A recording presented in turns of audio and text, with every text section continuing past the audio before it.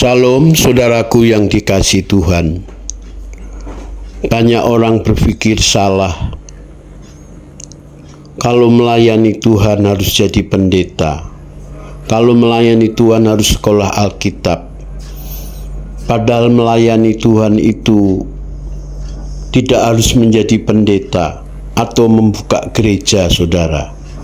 Tetapi dimanapun kita berada, kita menjadi surat terbuka bagi Kristus. Dimanapun kita berada menjadi pelita, menjadi saksi Kristus. Bagaimana hidup kita tidak menjadi batu sandungan, tetapi orang melihat kita, melihat Kristus ada dalam hidup kita. Kalau menjadi hamba Tuhan, pelayan Tuhan, pendeta itu sebuah panggilan, saudara. Apa artinya menjadi seorang hamba Tuhan atau pendeta, tetapi kalau hidupnya tidak bisa menjadi contoh teladan? Ini yang mengerikan, saudara. Karena kita sudah memasuki zaman akhir. Banyak orang mengaku melayani Tuhan, tapi sesungguhnya melayani kepentingan sendiri. Banyak hamba-hamba Tuhan, gembala-gembala, hidupnya tidak menjadi contoh, hidupnya tidak menjadi berkat.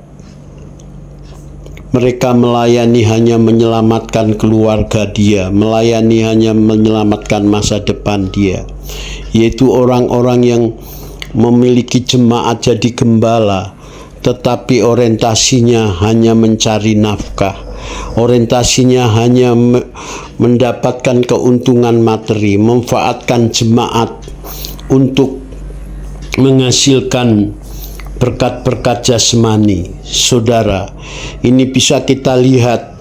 Jadi orang-orang yang melayani menjadi hamba Tuhan, kalau khotbahnya isinya soal berkat, soal perpuluhan, janji iman, ini pasti nggak beres. Tetapi kalau orang sungguh melayani, pikirannya bagaimana jemaat, orang-orang yang dilayani diselamatkan masuk di kerajaan surga. Dimulai dari diri sendiri, saudara. Jadi menjadi hamba Tuhan itu sebuah panggilan. Menjadi hamba Tuhan itu rela berkorban, memberi hidup, bukan mencari hidup, saudara. Saya sendiri menjadi hamba Tuhan, saya menyadari bahwa saya menjadi hamba Tuhan itu syaratnya berat, yaitu harus menjadi contoh teladan, harus memiliki kehidupan yang bersih. Jadi menjadi hamba Tuhan itu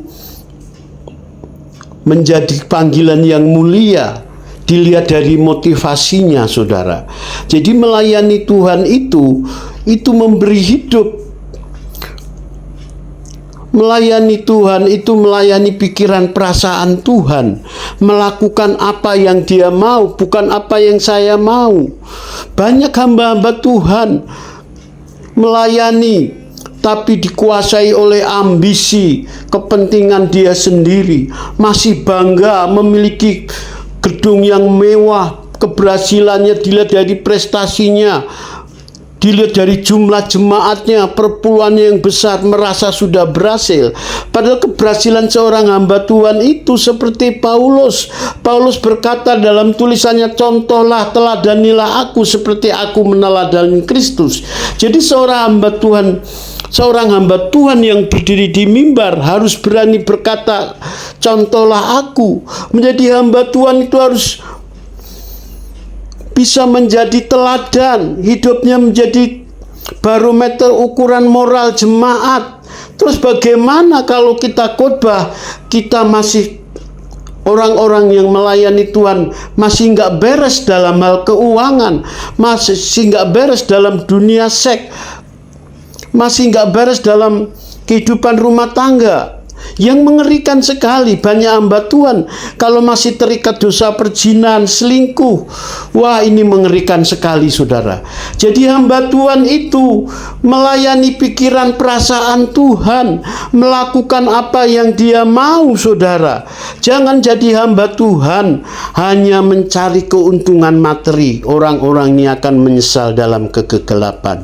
Saudaraku yang dikasihi Tuhan, saya berbicara ini bukan karena kepahitan, Tuhan. Karena kita sudah memasuki zaman akhir, banyak hamba Tuhan, hanya sedikit pelayan Tuhan, hamba Tuhan yang mengaku hamba Kristus, motivasinya benar, hidupnya bisa menjadi contoh teladan bagi banyak orang.